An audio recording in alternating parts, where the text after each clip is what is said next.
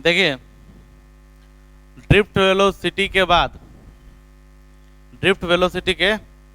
बाद हम लोग को जो पढ़ना है वो पढ़ना है relation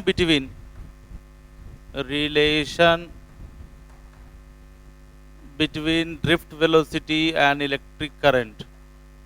drift velocity and electric current. अच्छी बात। उसके बाद हम लोग को इसी में पढ़ना है derivation of Ohm's law. Derivation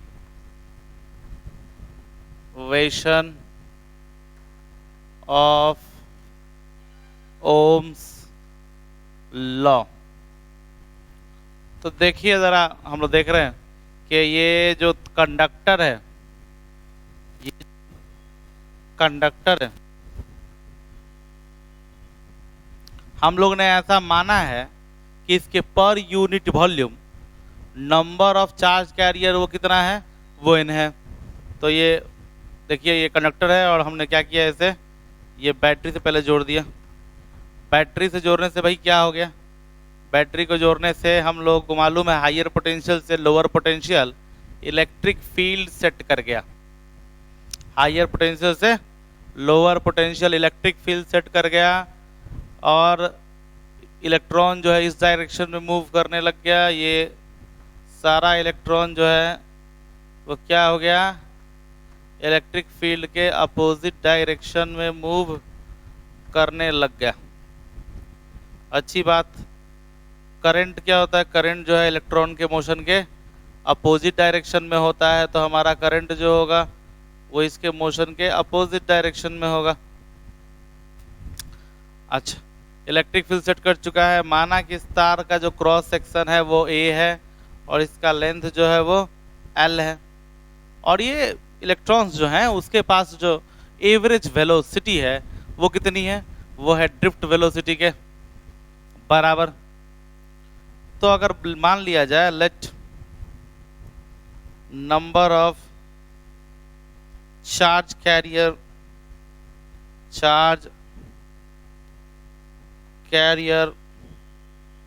पर यूनिट वॉल्यूम वो कितना है, n। Number of charge carrier per unit volume क्या है, n। देन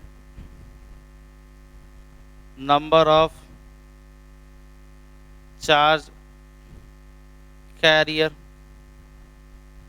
कितना हो जाएगा, n multiply by volume. Per unit volume को वॉल्यूम से मल्टीप्लाई करिएगा, नंबर ऑफ चार्ज कैरियर निकल जाएगा।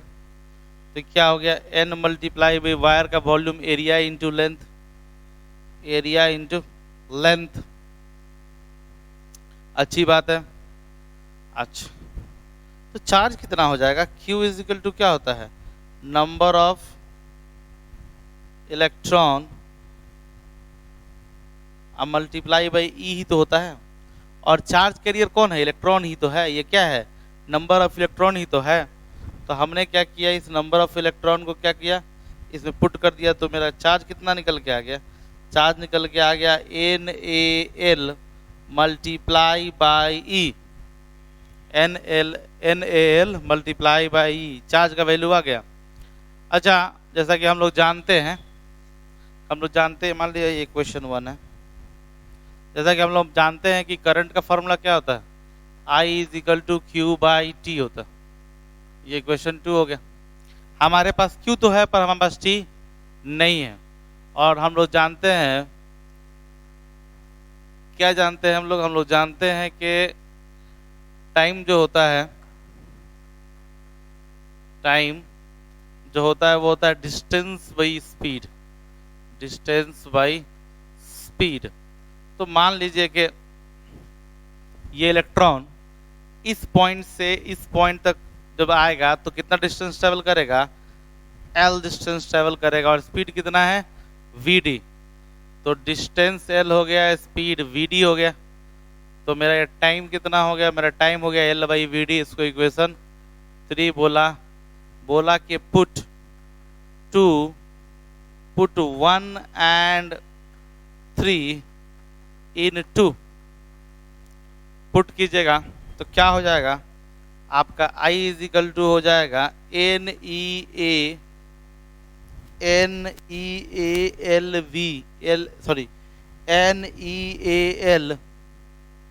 Divided by L by VD।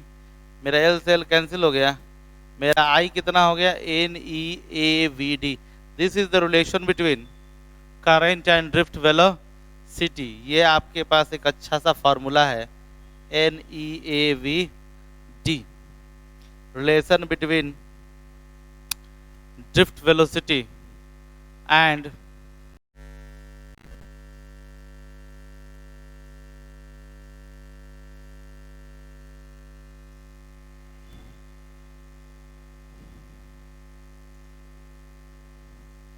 देखिए तो ये I इज इक्वल टू आ गया NEAVD। यहाँ पर N क्या है, N जो है नंबर ऑफ चार्ज कैरियर, या आप यूं कहें नंबर ऑफ इलेक्ट्रॉन पर यूनिट वॉल्यूम है, ये पर यूनिट वॉल्यूम। अच्छा, यानी इस n का जो यूनिट होगा क्वेश्चन में वो क्या होगा, पर मीटर क्यूब रहेगा। E क्या है, E है 1.6 × 10⁻⁹। A क्या है क्रॉस सेक्शन एरिया, और VD क्या है ड्रिफ्ट वेलोसिटी।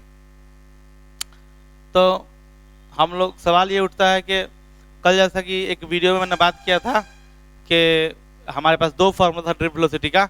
एक फार्मूला था ड्रिफ्ट वेलोसिटी का E/m/τ, और एक VD का फार्मूला जो था वो था E/2m/τ। हम लोग किसको यूज करें, हम लोग इस फार्मूले को यूज करेंगे, हम लोग इसको भी यूज नहीं करेंगे for sake of simplicity. NCERT में जो है वो हम लोग लेकर चलते हैं। एनसीईआरटी में कौन सा फार्मूला है, एनसीईआरटी में ये वाला फार्मूला है, हम लोग इसके बारे में बात करेंगे, ठीक है। तो देखिए, तो ये हमारा हो गया I is equal to NEVD। हम लोग ये भी जानते हैं कि करंट डेंसिटी के साथ क्या होने वाला है, वो J किसके बराबर होता है, J जो होता है वो I/A के बराबर होता है, I/A के बराबर होता है। तो अगर यहाँ पे हम लोग यहाँ पर रख दे, हम लोग इसको हम लोग I को A से डिवाइड कर दे तो ये वाला A क्या हो जाएगा, कैंसिल हो जाएगा। तो हमारा करंट डेंसिटी कितना आ जाएगा, हमारा करंट डेंसिटी आ जाएगा NEVD।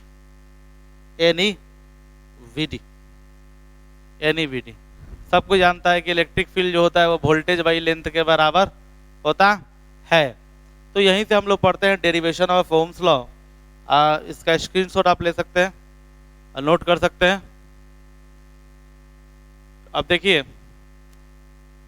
Derivation of Ohm's law, यहीं से पढ़ते हैं इसका derivation of Ohm's law. Derivation of Ohm's law पढ़ने में कोई समस्या नहीं होगा, बहुत आसान चीज है। देखिए derivation of Ohm's law, derivation of Ohm's law. ये डेरिवेशन ऑफ ओम्स लॉ क्या है वो देखिए, हम लोग अभी देखते हैं कि ओम्स लॉ क्या होता है, R is equal to V/I होता है, R is equal to V/I होता है। तो ठीक है, तो वोल्टेज जगह पर हमने क्या लिख दिया, वोल्टेज जगह पर हमने लिख दिया electric field multiply by length, electric field multiply by length, और यहाँ पर लिख दिया NEA, और VD के जगह पे क्या लिख दिया, VD की जगह हो गया E/m/τ। मेरा E से E क्या हो गया, कैंसिल हो गया। तो मेरा R इज इक्वल टू क्या हो गया, LM divided by NE square. तो इसको थोड़ा सा और संभाल लेते हैं, क्या लिखते हैं, M/L NE स्क्वायर τA। देखिएगा जरा ध्यान से आप लोग, ये वाला जो टर्म है ये पूरा का पूरा कांस्टेंट, पूरा का पूरा कांस्टेंट है। तो इसी को हम लोग क्या बोलते हैं, रो बोलते हैं, रो रेसिस्टिविटी। तो let here m by n e square tau is equal to constant. किस पे डिपेंड करता है? मास पे, नंबर ऑफ चार्ज कैरियर पे, रिलैक्सेशन टाइम पे। तो इसको हम लोग बोल दिए कि ये किसके बराबर है? रेसिस्टिविटी के बराबर है। रो रेसिस्टिविटी, रो क्या होता है? रेसिस्टिविटी।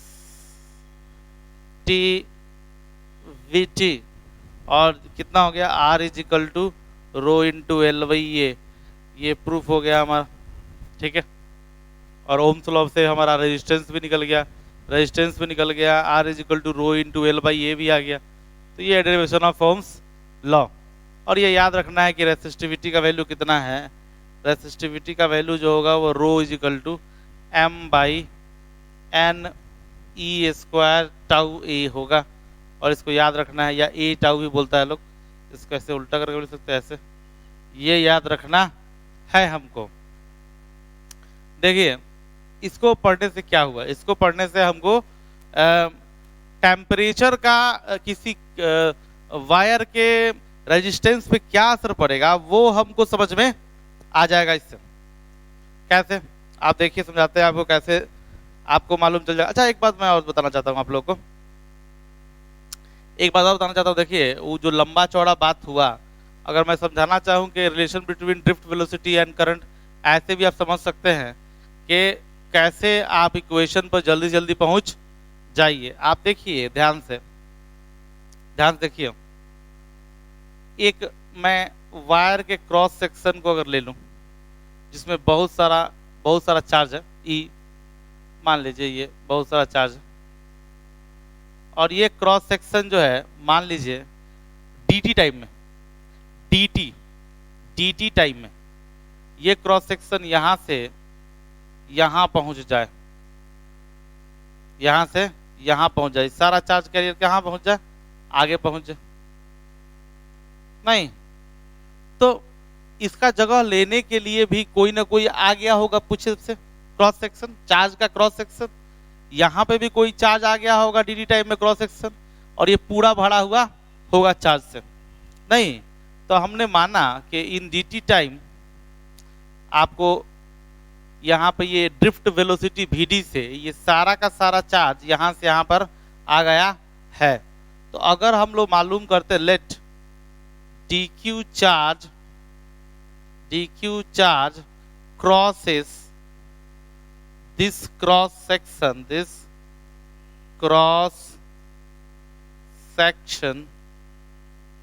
in dt time. तो अगर dq चार्ज हम लोग लिखने जाएं तो क्या लिखेंगे? हम लोग dq लिखेंगे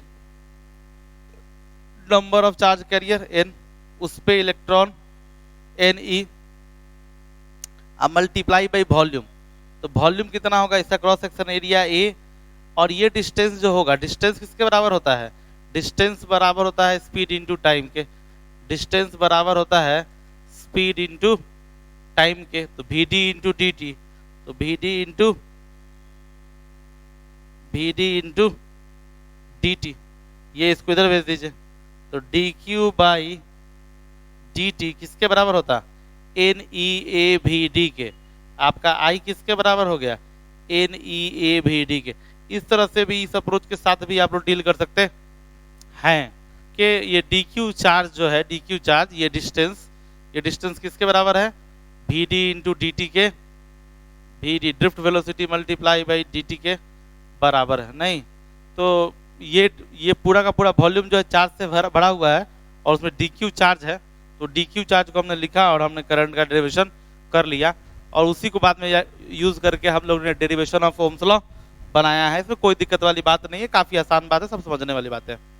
अब इसी से लगे हुए एक टॉपिक आता है, क्या आता है वो टॉपिक? क्या है टॉपिक? आता है कि variation of resistance with temperature, variation of resistance with temperature. आइए विथ टेम्परेचर हम लोग देखते हैं variation of resistance with temperature, या टेम्परेचर डिपेंडेंसी ऑफ रेजिस्टेंस। क्या है टॉपिक का नाम? टॉपिक का नाम है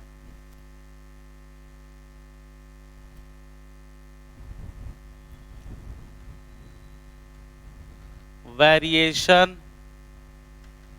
ऑफ रेजिस्टेंस विथ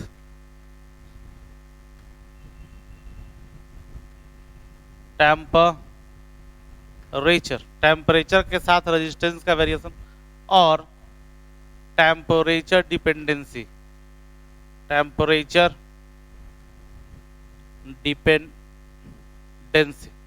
देखिए मेरी बात समझिएगा, है ना। मेनली जो इंसुलेटर तो करंट फ्लो नहीं कर सकता है, ठीक है, तो उसके रेजिस्टेंस से लेना ही नहीं लेना, क्या लेना, है ना।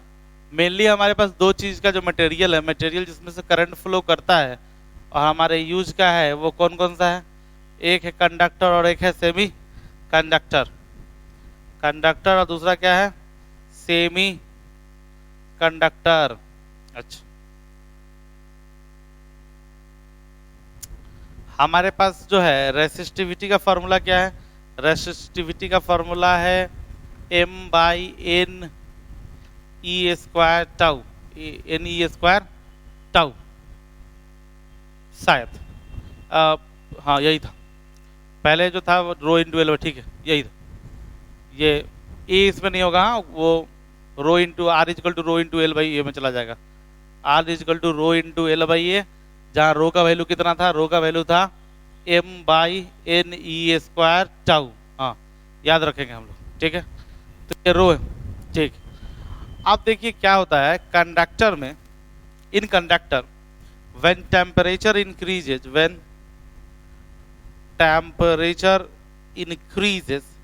जब टेम्परेचर इंक्रीज करेगा, तो टेम्परेचर इंक्रीज करेगा तो क्या हो जाएगा कि इलेक्ट्रॉन का थर्मल वाइब्रेशन कंडक्टर के अंदर बढ़ जाएगा।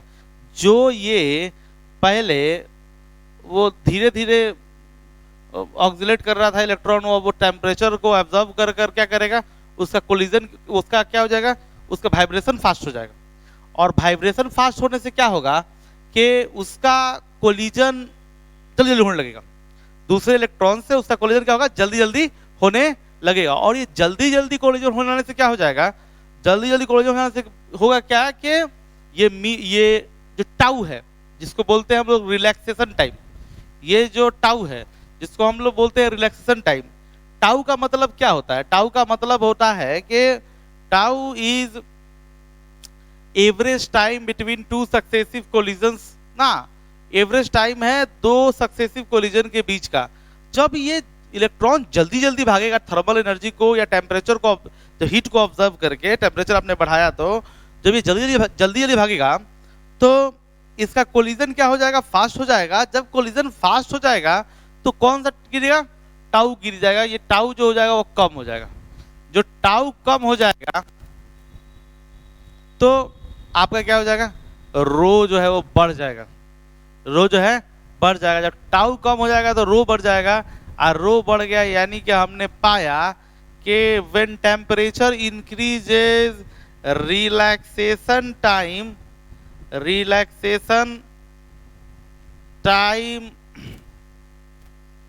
decreases and resistivity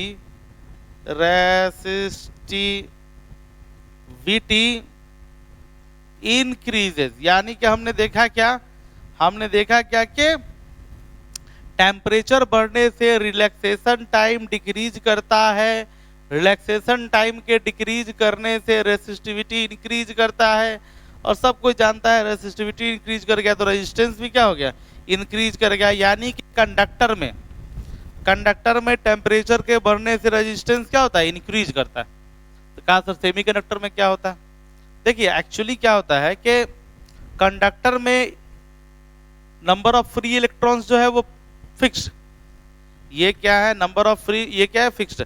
ये पहले से क्या है कि नॉर्मली आउटर मोस्ट ऑर्बिट के इलेक्ट्रॉन्स जो होता है वो कंडक्टिंग स्टेट में ही होते हैं ना, उनको आपको कोई अलग से एनर्जी देने की जरूरत नहीं है कि वो करंट में पार्टिसिपेट करे, नहीं।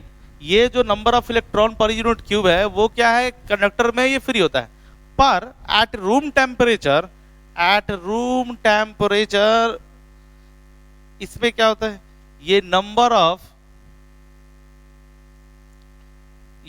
ऑफ जो ये नंबर ऑफ जो फ्री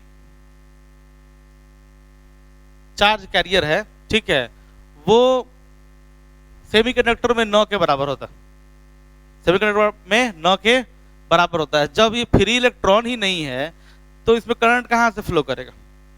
जो नंबर मान लीजिए कि at room temperature number of free charge career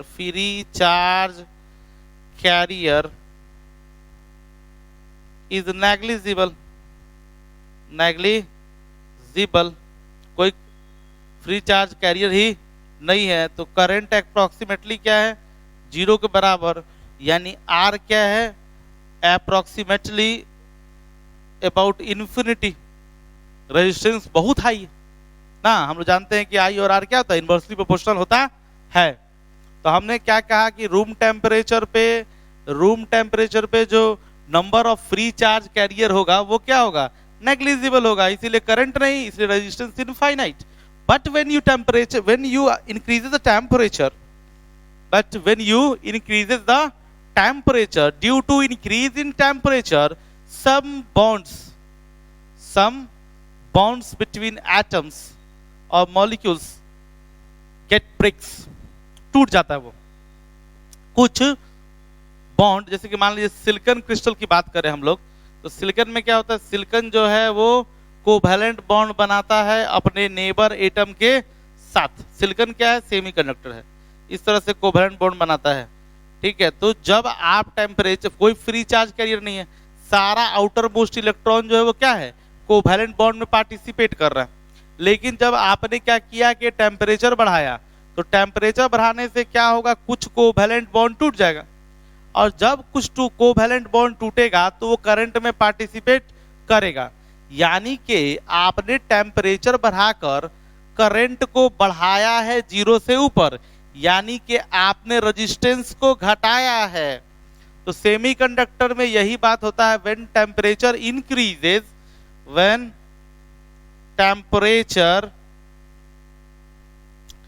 increases some of covalent bond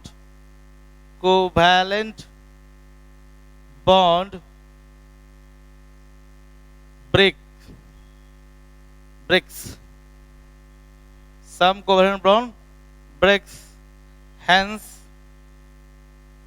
number of charge carrier increases,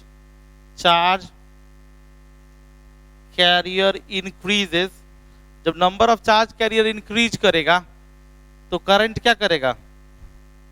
current increase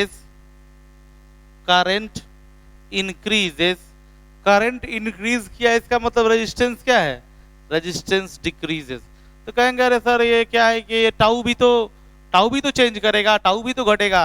अरे पहले तो टाउ था ही नहीं, पहले टाउ था ही नहीं, मतलब कि ये जो आपके पास रो इक्वल टू क्या है? ये आपके पास rho equal to m by n e square tau है। इसमें n number of free charge carrier ज्यादा डोमिनेटिंग है। किससे? टाउ से। टाउ का जो चेंज है विद रिस्पेक्ट टू टेम्परेचर, और जो n का चेंज है विद रिस्पेक्ट टू टेम्परेचर, वो n का जो चेंज है वो काफी सिग्निफिकेंट है, वो ज्यादा है टाउ से। छोटे से जो भी चेंज टेम्परेचर के साथ टाउ का बिहेवियर और n का बिहेवियर वो कंपेरेबल नहीं है। यहाँ पर n में बहुत ज्यादा चेंज आता है और टाउ में कम चेंज आता है। नहीं, तो इसीलिए हम लोगों ने सेमीकंडक्टर में ये सब लिखा है। तो ये बात याद रखने वाली है कि ये टेम्परेचर डिपेंडेंसी के बारे में बात चल रहा है। लेकिन ये जो सेमीकंडक्टर का आइडिया है, ये हमारे पास अलग चैप्टर ही है इसके लिए, सेमीकंडक्टर डिवाइसेस नहीं, इसके लिए हमारे पास एक अलग से चैप्टर ही है।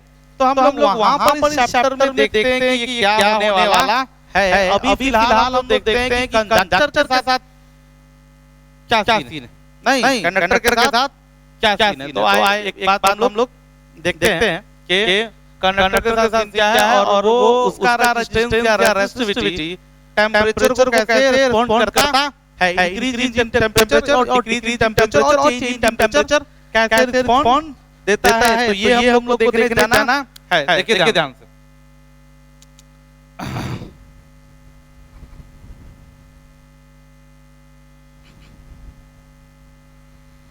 तो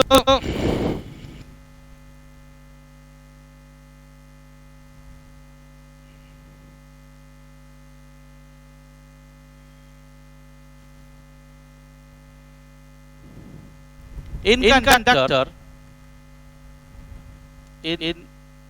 कंडक्टर जो मेरे पास रेसिस्टिविटी होता है रो, वो तो होता है बराबर होता है rho naught to e raise to power alpha into delta के बराबर, अल्फा इनटू डेल्टा के बराबर।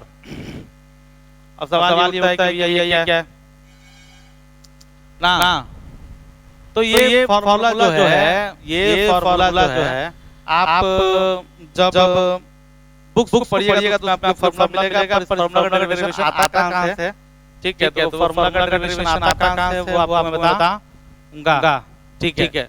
तो अगर आप देखें कि e के पावर का मतलब एक्सपोनेंशियल एक्सपेंशन जो जिन्होंने पढ़ा होगा कि इसका जो फॉर्मूला होता है क्या होता है, 1 प्लस x का स्क्वायर बाई 2 का फैक्टोरियल प्लस x का पावर 3 बाई 3 का फैक्टोरियल। इस तरह से पढ़ा होगा ना, इस तरह से आपने पढ़ा होगा।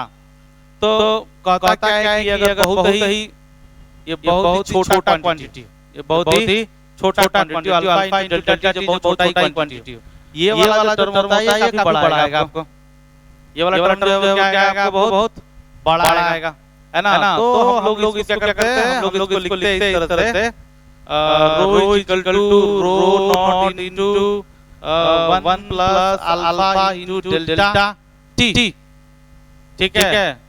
अगर ये e का पावर x का एक्सपेंशन बता रहा हूं आपको, e का पावर सॉरी e का पावर x अगर होगा तो हम लोग जो एक्सपेंड करते हैं वो इस तरह से करते हैं e का पावर x को। लेकिन अगर ये x का वैल्यू जो होता है वो बहुत ही छोटा होता है किससे, 1 कंपेरेबल 1 से, बहुत ही छोटा होता है 1 से। तो हम लोग एक्चुअली बहुत छोटा होता है, बहुत ही छोटा क्वांटिटी होता है। अल्फा का जो पावर होता है 10 to the power 6 10 to the minus में 10 टू द पावर -1 में आता है ये। तो e का पावर एक्सपोनेंशियल एक्सपेंशन जो है उसका ये फार्मूला है, ठीक है, मैथमेटिक्स में आपको पढ़ना होगा। तो हम लोग की ये वाला जो है ऑलरेडी एक छोटा है, उसमें 2 का फैक्टोरियल फिर स्क्वायर करना और छोटा हो जाना। अरे भैया 0.2 का अगर स्क्वायर कीजिएगा तो छोटा वैल्यू आएगा, 0.04 आएगा, और फिर फैक्टोरियल से डिवाइड कीजिए ना, फिर उसका क्यूब कीजिए, फिर फैक्टोरियल से डिवाइड कीजिए। तो इन सब टर्म को हटा देने का इसका आंसर जो होता है, इसका आंसर सीधा y के बराबर हो जाता है ना। तो ये इसी कारण से हमने कहा कि ये क्वांटिटी बहुत छोटा है, इसका x अब यही है, इसका आंसर क्या हो जाएगा, √1 1 प्लस के बराबर। तो ये फार्मूला आपको निकल करके आता है। तो सवाल ये होता है कि ये सीधा बता दिए कि नहीं कि ये rho equal to rho naught equal to e raise to power alpha into delta t, ये हम लोग बुक्स में डायरेक्ट आपको मेंशन मिलेगा। इसका कोई प्रूफ वगैरह हम लोग पढ़ते वगैरह नहीं पढ़ते हैं, ऐसा नहीं पढ़ते हैं, इसका प्रूफ भी है। देखिए डेरिवेशन कहां से आता है, ठीक है, वो हम लोग देखेंगे। देखिए आप लोगों को समझ नहीं आया तो सुन लीजिए, ये वाला जो मैंने ये आपको इंटरमीडिएट टर्म बताया, ये लास्ट में बताया, ठीक है, बुक्स वगैरह में होगा कि रेजिस्टेंस का रेसिस्टिविटी का जो वेरिएशन है वो क्या है, एक्सपोनेंशियल है। क्या है exponential, what is the exponential, exponential का मतलब ये है ग्रेजुअली इंक्रीज करेगा तो ग्रेजुअली डिक्रीज करेगा। और हम जानते हैं कि टेंपरेचर के साथ रेसिस्टिविटी का इंक्रीज ही होना है, यानी कि ग्रेजुअली इंक्रीज करेगा। किस तरह का ग्राफ होगा ये, जो भी इंक्रीज है वो ग्रेजुअली इंक्रीज है, वो इस तरह का इंक्रीज ना। रेजिस्टेंस टेंपरेचर के साथ जो रेजिस्टेंस बढ़ना है वो बहुत धीरे बढ़ना है, लेकिन एकदम रैंडमली पिक पकड़ लेगा नहीं, बहुत आराम से रेजिस्टेंस बढ़ता है। For small change there is small change in वो रेजिस्टिविटी। तो ये rho equal to rho naught to alpha into delta, ये आता कैसे है, ठीक है, वो देख लेते हैं हम लोग। देखिए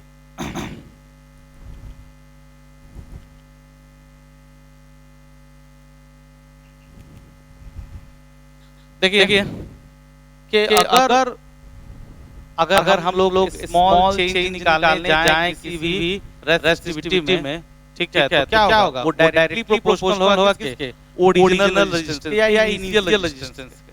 तो देखिए अगर किसी चीज में चेंज आया, मान लीजिए कि बच्चे में लंबाई में चेंज आया, बच्चा लंबा हो गया, अगर उसकी लंबाई पहले से ज्यादा थी तो उसका छोटा सा उसके अंदर जो चेंज होगा उसकी लंबाई में वो भी उसके ओरिजिनल इनिशियल लेंथ के कॉरस्पॉन्डिंग होगा।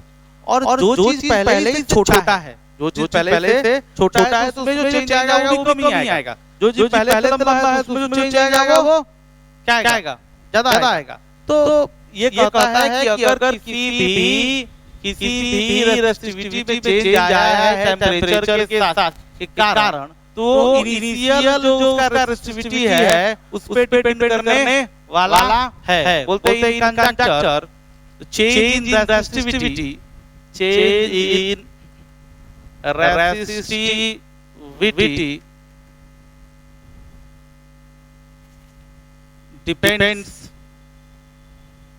depends on initial resistivity, initial resistivity depend करेगा, और टेम्परेचर पे डिपेंड करेगा। टेम्परेचर आप अगर थोड़ा सा बढ़ाइएगा, टेम्परेचर अगर थोड़ा सा बढ़ाइएगा तो रेसिस्टिविटी में जो चेंज होगा वो भी थोड़ा होगा। अगर आप टेम्परेचर में ज्यादा चेंज कर दीजिएगा तो जो रेसिस्टिविटी में चेंज होगा वो भी क्या होगा, ज्यादा चेंज होगा। तो टेम्परेचर चेंज पे भी डिपेंड करता है, और इनिशियल पे तो डिपेंड करता ही है। यहाँ आप देखिए इनिशियल पे ये डिपेंड कर ना के इनिशियली अगर ज्यादा है तो चेंज ज्यादा होगा, और इनिशियली कम होगा तो चेंज भी कम होगा। देखिए यहाँ तो टेम्परेचर डिपेंड पर चेंज इन रेसिस्टिविटी depends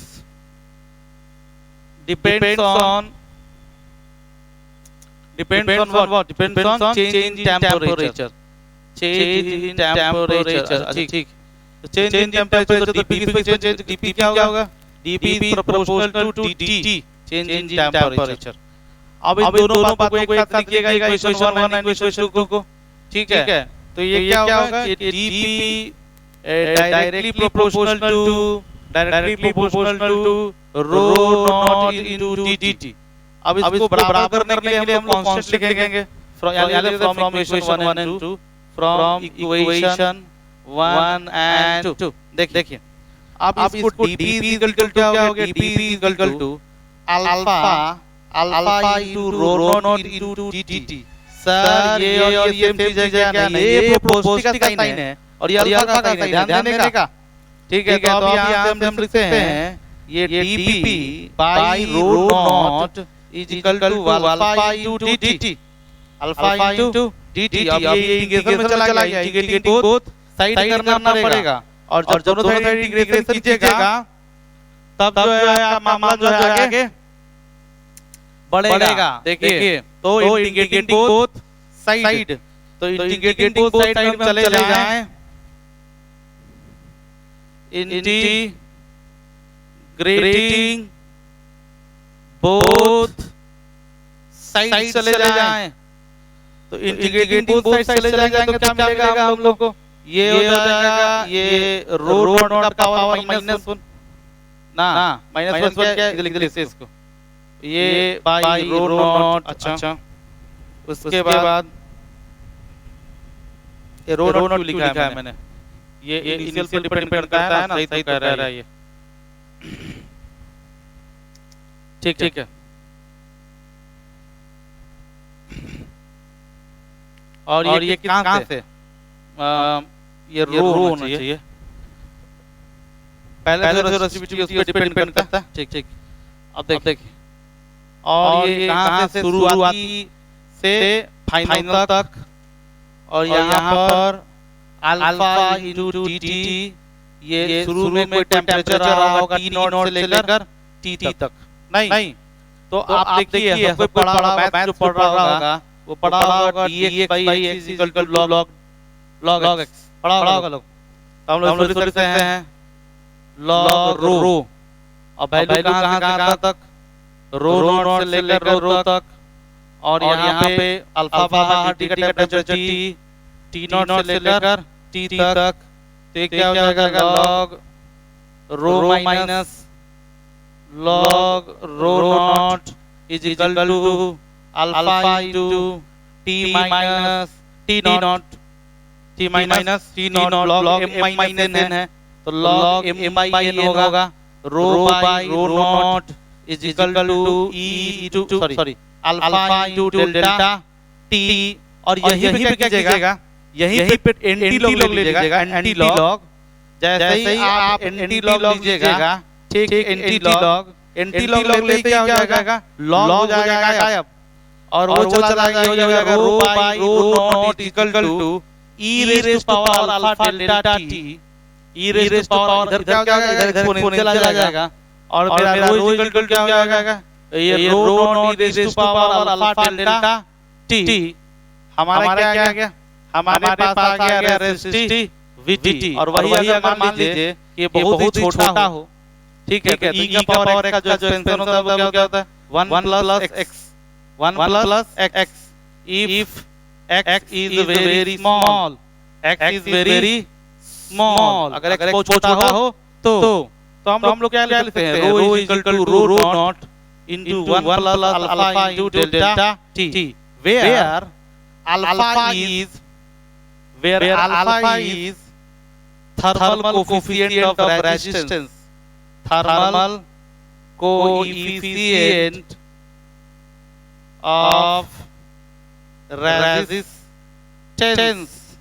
तो इससे अल्फा निकालने का फॉर्मूला भी बनता है अल्फा निकालने का फॉर्मूला भी बनता है वही formula alpha equal to d rho divided by rho naught into dt ना तो या इसको ऐसे भी लिखते हैं इसको कैसे लिखते हैं ऐसे भी लिखते हैं कि alpha equal to rho minus rho naught by rho naught into t minus t naught similarly इस फॉर्मूला को फॉलो करते हुए रेजिस्टेंस में अल्फा का यूनिट होगा वो पर डिग्री सेल्सियस होता है ठीक है वो याद रखने का तो अल्फा इक्वल टू ये r minus r naught by r naught into t minus t naught ये भी होता है लेंथ के टर्म में हम लोग टेंपरेचर और थर्मोडायनामिक्स पढ़ते हैं जहां पे हम लोग थर्मल एक्सपेंशन पढ़ते हैं किसी में लेकिन अभी लोग के मन में सवाल होता है कि सर कि आप हम लोग तो जानते हैं सर कि r equal to rho into l by a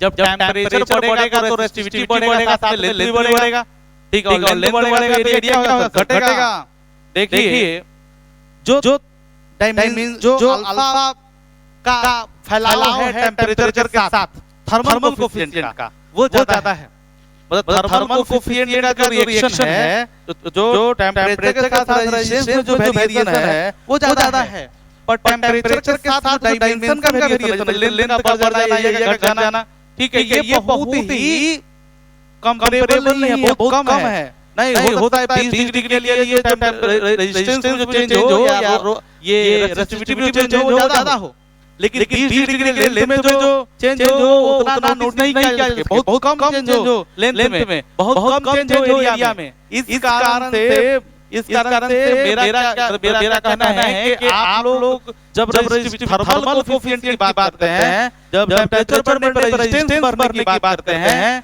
तो रेजिस्टेंस बढ़ेगा टेंपरेचर बढ़ने ज्यादा लेंथ बढ़ेगा कम इसलिए लेंथ का इफेक्ट हम लोग नेग्लेक्ट कर देते हैं इस बात को कॉपी में हम लिखते हैं कि when temperature increases the variation of resistance is more while the variation in length is less so we neglect the variation in resistance due to change in length when increasing temperature ऐसा कुछ आप लिख सकते हैं copy में आपको जो है आइडिया हो जाएगा तो ये है मेरा पूरा ये टेंपरेचर के साथ रेजिस्टिविटी रेजिस्टेंस का वेरिएशन आप लोग इसको देख सकते हैं पढ़ सकते हैं समझ सकते हैं ठीक है बाकी जो है हम लोग नेक्स्ट वीडियो में देखेंगे आई थिंक तो आपको समझ में आया होगा चलिए बढ़िया